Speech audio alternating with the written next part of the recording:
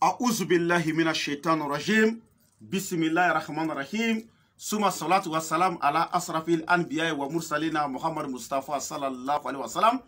Assalamu alaikum ya jama'atal muslimina wal muslimat wal mu'minina wal mu'minat. Amma bad. An kelen ka tanga ɲini setigi ala fɛ kan kisi ka bɔ shetane tɔɔrɔ ma o kɔfɛ an b'an sinsin ni setigi ala tɔgɔ ye min y'a daminɛ n'a b'a laban o kɔfɛ an bɛ sɔlili Muhammad Mustafa kan n'o ye kisi ni nɛɛma b'a kan ala k'o jidi a kan ka bɛɛ lajɛlen fo ni alisilamɛya foli n'o de assalamu alaikum wa rahmatulahi taala wa barakatuh. Alhamdulillah an bɛ ala tanu suma alhamdulillah an bɛ segin ala tanu alhamdulillah rabbil alamin an bɛ ala tanu ka ala barikada. Bi n'i y'an sigilen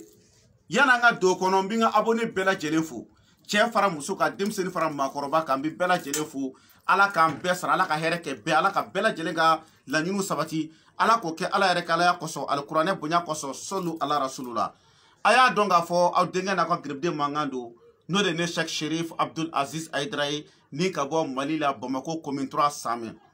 alhamdulillah n'i y'a sigilen bi an sigi kun tɛ foyi ye mɔgɔ caman bi baara dɔ dɔn ne bɛ to k'o kɛ n'o ye a bɛ fɔ tulu min ma ko kabako tulu ni dɔw k'a ma ko jarabi tulu ni dɔw k'a ma k'u ma deli ka tulu min ɲɔgɔn ye o jarabi tulu in tiɲɛ tɔgɔ ko Muhamadu a tun banna a bɛɛ ni kuranɛ cɛ a bɛ san 2 bɔ an ma se ka jarabi tulu an ma se k'a dilan o kɔrɔ ye mun ye yiri dɔ de tun bɛ yen yiri min n'a tun dɛsɛra ka sɔrɔ n'a bɛ fɔ yiri mun ma ko duguduru o yiri n'i ma ale yiri sɔrɔ i tɛ se ka jarabi tulu dilan donc ala sɔnna ma an b'an ka bozokɛ fo ka bɔ Jene Laji Karabɛnta ala sɔnna ma a ye duguturu ye an ye délégation bila ka taa fo a kɔda la an taara yiri an y'a yɛrɛ sɔrɔ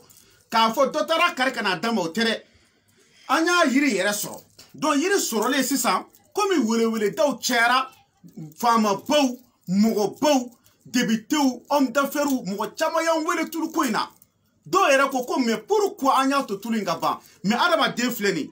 i bɛ kuma ni ala camancɛ de la Seydina Ali y'o de fɔ ko maa ma bɛ nkalon tigɛ i ka nkalon jurumu valeur n'i bɛ ka jɛ i ba fɛ a bɛɛ ka kan donc adamaden n'i bɛ fɛn o fɛn dilan a dilan ni ala camancɛ la yastagfuna minan nas wala yastagfuna minallah hey karamɔgɔ y'aw janto nin na i b'i dogo mɔgɔw la nka jɔn bɛ se ka dogo ala la o tɛ yen milliardaire joli filɛ nin n'u u sara mɔgɔ joli bɛ yen nɔ ni buildingu b'u bolo n'u sara k'u ka buildingu to yen maa joli de bɛ yen nɔ n'u nafolo b'u kun komi kabako mais u sara k'u ka nafolo to yen a bɛɛ ni kuranɛ cɛ ni maa ma ka sɔrɔ dan kɛra diɲɛ ye hali tun kana bange bilahi maa ma ka sɔrɔ dan kɛra diɲɛ ye hali tun kana bange a bɛɛ ni kuranɛ cɛ karamɔgɔ a ye siran ala ɲɛ ni fɛn min dalu yɛrɛ b'aw bolo don min a y'a di n'a ma matériel sɔrɔ a kana fɔ alhamdulillah ala sɔnna ma a ye jarabi tulu matériel sɔrɔ parce que yawa dudu o bɛ sɛbɛn i b'o sɛbɛn sɛ miliyɔn 2 ani 200,000 ani 200,000 ani 22 sɛ miliyɔn 2 ani sɛ 200,000 ani 200,000 ani 22 wa dudu bɛ sɛbɛn o de la a bɛɛ ni kuranɛ cɛ ne ye mɔgɔw bila sɛbɛnni la c'est plus de 6 mois diɲɛ don o don bɛ wa dudu sɛbɛn ala ye seere mɔgɔ minnu bɛ n ka sigida la o ye seere kelen i bɛ suratul Yusufu i bɛ Yusufu bɛɛ sɛbɛn suratul Yusufu i b'a bɛɛ sɛbɛn i b'i jija i b'a sɛbɛn siyɛn 71 n'i ye Yusufu sɛbɛn ka ban walqaitu alayka muhabbatan minni i b'i jija i b'ale sɛbɛn siyɛn 124 ni tilalo la falamma ra'aynahu akbarnahu wa qaitana aydiyuna wa qulna shalillahi ma hadha basharan in hadha ila malikul karim ake ala kama iko sɛbɛn siyɛn 71 kana huna al-yaqut war marjan ibo sɛbɛn siyɛn 71 ma indakum yanfadu wa ma inda allahi bagin iba sɛbɛn siyɛn 71 est-ce que y'a faamuya juina linas hubu shawati ila akri aya fo ka taa se aya dana i b'o sɛbɛn siyɛn 71 n'i y'o sɛbɛn ka ban tuma min na i b'i jija ka zɛgɛnɛ ŋuni ɲini zɛgɛnɛ min falela tigɛnɛso sanfɛ i b'o zɛgɛnɛ tigɛnɛso 7 i b'o zɛgɛnɛ ɲini i b'o bulu ɲini i b'o dɔ fana kɛ a tulu la i y'a faamuya o kɔfɛ a bɛ fɔ ko ji la maa dɔw b'a fɔ ma ko ba faro i y'a faamu o ba faro i b'i jija k'o tulu dɔ ɲini k'o kɛ a la nka an y'o sɔrɔ bozow bolo jeni mara kɔnɔna na an taalen yiri ɲini na ala sɔnna ma an y'o sɔrɔ tiɲɛ tɔgɔ ko mamadu mais olu ta caman b'a dɔn k'a bɛ tulodimi de furakɛ bon n'a ɲɔgɔnna mais komi fɛn caman bɛ bɛɛ n'i ka dalilu de k'o la i y'a faamuya bon o kɔfɛ i bɛ mun kɛ tuguni gindo caman de bɛ tulu in na i y'a faamu ka i bɛ tila ka taa yiri dɔ ɲini n'o ye duguduru ye o de sɔrɔ ka gɛlɛn fo ka taa fɔ a to ten a bɛɛ ni kuranɛ cɛ an ta in bannen an ye wagati min kɛ duguduru ye a bɛ san 2 bɔ o de kama tulu in jarabi tulu an ma se k'a bɔ pewu o tuma jarabi tulu in bɛ mɔgɔ jumɛn de ɲɛ a bɛ mɔgɔ jumɛn ɲɛ ni muso min y'a ta k'a mu i ɲɛda la ko e ka furu menacelen don ni cɛ y'i ye ka ban o ye furu menace ko bannen muso min bɛ kɛ ni cɛ tɛ bɛn fiyewu jarabi tulu in i b'a dɔ ta i bɛ to k'a mu i ɲɛda la a bɛɛ ni kuranɛ cɛ a bɛ bɛn sabati i ni cɛ cɛ muso min bɛ e ni cɛ somɔgɔw tɛ bɛn muso dɔ bɛ ani cɛ ka di nka ani cɛ ba tɛ bɛn ani cɛ fa tɛ bɛn i bɛ jarabi tulu ta i b'a dɔ kɛ i bolo la i b'a mu i ɲɛda la a bɛɛ ni kuranɛ cɛ a bɛ kɛ walama mɔgɔ min bɛ yen baara yɔrɔ la e n'i ka patron tɛ bɛn e n'i ka patron man di jarabi tulu ta i k'a mu i ɲɛda la i n'i ka patron bɛ bɛn wa ko bɛ diya ɲɔgɔn ye mɔgɔ min bɛ k'e ko ka go mɔgɔ min ye muso min bɛ k'e ko ka go cɛw ye e ko ka go mɔgɔ ye jarabi tulu ta i k'a mu ɲɛda la ka i b'a ye ala b'i ko diya mɔgɔ min ye mɔgɔ min fana bɛ yen k'e ye homme d'affaires ye homme d'affaires walama e mɔgɔ min bɛ yen k'i bɛ garisɛgɛ ɲini na n'i y'a mɛn fɔlɔ i ka garisɛgɛ sɔrɔ k'a sɔrɔ i ko ka diya mɔgɔw ye mɔgɔ caman t'o dɔn adamaden n'i ko diyara mɔgɔw ye baara yɔrɔ la sigidaw la a b'i ka ko caman nɔgɔya i ye o jarabi tulu kelen min filɛ muso dɔw bɛ yen bitɔn bɛ bɔ u ɲɛda la bitɔn u bɛ pharmacie bɛɛ don ɲɔgɔn na n'u ye fura dɔɔni ta bitɔn min tun na a bɛ tila ka wuli yiri dɔw bɛ yen ko duguduru o b'a la a bɛɛ ni kuranɛ cɛ ni muso y'a muni daminɛ a bɛ bitɔn ba i ɲɛda la pewu hali bitɔn kelen i t'a ye ɲɛda la i y'a faamu ani n'a y'i cɛ i b'a k'i kunsigi la i kunsigi kelen muso dɔw bɛ yen nɔ i bɛ taa sɔrɔ an balaka dɔ bɛ yen ale kasira nin ko in na ale tun musɔrɔ tɛ bɔ ale kunkolo la ale ta tun tɛ silamɛya ye dɛ burumuso b'a kunna don o don a kunsigi de tun dɛsɛra ka falen u ye fura sugu bɛɛ mu a kunna nka a ye jarabi tulu ta k'a mu a kunkolo la ala n'a kira barika la a kɛra cogo di a bɛ se ka ɲɛfɔ wa o la ni mɔgɔ min bɛ yen k'i bɛ fɛ i ko ka ca mɔgɔw ye i mana don kɛnɛ min kan i ko ka ca mɔgɔw ye cɛ min bɛ yen i bɛ fɛ i ko ka ca mɔgɔw ye muso min bɛ yen i bɛ fɛ i ko ka ca mɔgɔw ye cɛ min fana bɛ yen k'i ko ka ko musow ye jarabi tulu dɔ ta par exemple i bɛ jarabi tulu ta i b'a dɔ mu i ɲɛda la i y'a faamu ni de ye jarabi tulu ye i y'a faamu a yiri n'a fɛn n'a parfɛn a bɛɛ b'a la a bɛɛ kelen don a la ni ala ka jɛ i b'a kɛ tan i y'a faamu donc n'i y'a kɛ tan i b'a mu i ɲɛda la i y'a faamu voilà i b'a mu ɲɛda la tan tɔ i y'a faamu voilà m'a dɔn n'i ye faamu bon sisan n'i ye jarabi tulu n'i y'a mu sisan i mana bɔ kɛnɛ ma wallahi e yɛrɛ b'a dɔn k'a fɔ i ni kɔrɔlen tun tɛ kelen ye jarabi tulu filɛ nin ye ni cɛ min bɛ yen e bɛ service baarada dɔ la jarabi tulu n'i y'a mu c'est à dire ale bɛ min kɛ a b'i ko diya mɔgɔw de ye n'i ye cɛ ye a b'i ko diya musow ye a b'i ko diya cɛw ye n'i ye muso ye a b'i ko diya cɛ ye a b'i ko diya muso ye nka i b'a mu n'i yɛrɛ ka ŋaniya de ye wallahi billahi talahi n ye kale ala ka kuranɛ bonya na ni muso y'a fɔ ne ye tuguni ko bɛnbaliya b'i ni cɛ cɛ walama cɛ dɔ k'a fɔ ko a muso bɛ fɛ k'a furu sa ka jarabi tulu to yen k'i m'a utiliser billahi n t'a yafa i ma a bɛɛ ni kuranɛ cɛ n t'a yafa i ma bon o jarabi tulu labɛnnen don ka ban pewu gindoni dɔ de b'a la n'o y'a sɔrɔ mɔgɔ min ye muso ye kolonkisɛ filɛ i bɛ diɲɛ yɔrɔ o yɔrɔ i b'i tɔgɔ n'i ba tɔgɔ d'a ma n'i ye muso ye kolonkisɛ den 4 o bɛ bila jarabi tulu kɔnɔna na kolonkisɛ den 4 cɛkɔrɔba dɔw b'a ko Allahu akubar ko tiɲɛ yera ni tiɲɛ yera nkalon bɛ tunu ni maa min ye cɛ ye kolonkisɛ den 3 o bɛ bila a kɔnɔna na kolonkisɛ den 3 astagfirullah o bɛ bila jarabi tulu kɔnɔna na kolonkisɛ den 3 i b'a bila a kɔnɔna na m'a dɔn n'i ye faamu n'i ye muso don kolonkisɛ den 4 nka ni cɛ don kolonkisɛ den 3 n'i ye weleli kɛ tuma min na kolonkisɛ in kun ye min ye o bɛ f'i ɲɛna o dama tɛ jarabi tulu min filɛ nin ye gindo jugu min b'a la ni mɔgɔw kama ko kabako tulu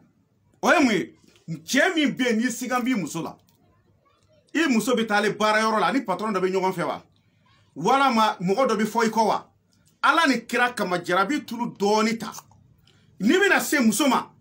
a utiliser i yɛrɛ la i ka se muso ma n'a ye n ye kale ala ka kuranɛ bonya na a ka bɔ kaleli ma dɛ cɛ o cɛ turi muso la ala bɛ bana sɔɔri a cɛ la ni e tɛ danfɛn tɛ se ka furakɛ dana de don cɛ b'a furakɛ cogo di olu fana y'a dama sekɛrɛ ye n tɛ n'o fɔ y'a faamu bon n'o y'a sɔrɔ muso min fana bɛ yen k'i dan b'a la k'i cɛ ye jɛnɛyakɛla wani de kɛcogo b'o la an b'a kɛ k'a d'i ma i cɛ tɛ jɛnɛya kɛ bilen a kɔni bɛ se ka muso furu mɛ a tɛ jɛnɛya de kɛ y'a faamu parce que ni e tɛ muso o muso jɔra i cɛ ɲɛkɔrɔ c'est-à-dire i cɛ bɛ ɲugu a muso tigilamɔgɔ la quoi n'i y'a utiliser n'i ye muso ye n'i y'a utiliser i la ni cɛ i n'a fɔ cɛ dɔ ka muso i cɛ k'a fɔ k'a bɛ ɲɛbɔ muso dɔ fɛ c'est-à-dire i b'a ye muso ɲugu bɛ da don a la quoi c'est-à-dire ni e yɛrɛ tɛ a tɛ muso foyi ye bilahi o ye jarabi tulu ye wa ni cɛ fana y'a kɛ a yɛrɛ la ten kelen dana don filanan i muso mago tɛ cɛ foyi la tuguni a bɛɛ ni kuranɛ cɛ i y'a faamu bon jarabi tulu in a bɛ fɛn caman caman de kɛ hali k'a dan nin yɔrɔ ma e dalen don so kɔnɔ e ye muso ye e cɛ bɛ jɛnɛya la kɛnɛ ma ani banajugu bɛna sɔri i dalen kan o yɛrɛ dama kama e kan ka jarabi tulu ɲini k'a utiliser cɛ fana e ye silamɛba ye tiɲɛ don e ye sɔnna komi a bɛ jamana wɛrɛw kan nanzara jamana ko bɛ jamana wɛrɛ kan mɔgɔ sago tɛ muso la bon e muso kana taa bana cɛyɔrɔ dɔ la ka na k'i la donc jarabi tulu ta i ka utiliser an b'a kɛcogo bɛɛ lajɛlen f'i ye o de la n ko cɛ ta ye kolonkisɛ 3 bi k'a la muso ta ye kolonkisɛ 4 bi k'a la donc n bɛ min fɔ bɛɛ lajɛlen ni maa o maa mɔgɔ bɛ jarabi tulu in na a filɛ nin a bɛɛ lajɛlen de filɛ aw bɛɛ ɲɛ b'a la nin de y'a bɛɛ lajɛlen jarabi tulu bɛɛ de filɛ nin donc ni maa min y'i sigi ko kalo 4 kalo 5 ko ka dɔ d'i ma a bɛɛ ni kuranɛ cɛ ne ma da la ni nin bɛ tɛmɛ tile 3 kan mais jarabi tulu an b'a kelen kelen feere 20,000 20,000 a bɔtini kelen ye 20,000 de 100,000 francs a bɔtini kelen 100,000 francs 20,000 don i b'a utiliser i yɛrɛ b'a ye mɔgɔ t'a fiyɛ dɛ e yɛrɛ de bɛ tila k'a lakale mɔgɔw ye a bɛɛ ni kuranɛ cɛ ni ne ye jarabi tulu ye i y'a faamu donc je vais m'exprimer un peu en français donc je vous salue tous il y a plein de gens qui me demandaient ce secret là pour être bien aimé. Si tu es un homme, pour que ta femme va t'aimer bien, ou bien si tu es une femme, que tu sois aimé par ton mari. Ou bien s'il y a une femme là, s'il y a des mésententes entre toi et ton mari, tu ne veux pas que ton mariage la gâte là, il faut utiliser ça là. Ou bien un homme qui va utiliser ça là. Si tu utilises ça d'une manière, je te dis ça au téléphone. Si tu as utilisé, si tu as touché ta femme là, aucun homme ne peut toucher ta femme encore. Si tu es une femme aussi, la même chose, mais il y a une différence entre eux. L'homme peut marier une femme au nom de la religion. Ça, c'est pas interdit. Mais si s'il dit qu'il va suivre une femme comme ça, adultère comme ça, là, il va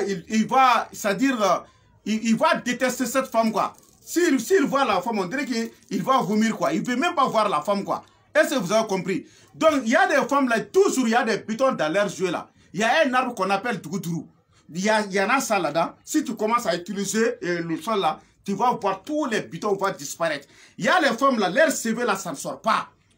Ils font tous les médicaments, ça ne sort pas. Au nom de Coran, je jure, au nom de Coran, il faut utiliser ça dans ta tête là. Tout ça là, les CV là, ça va venir.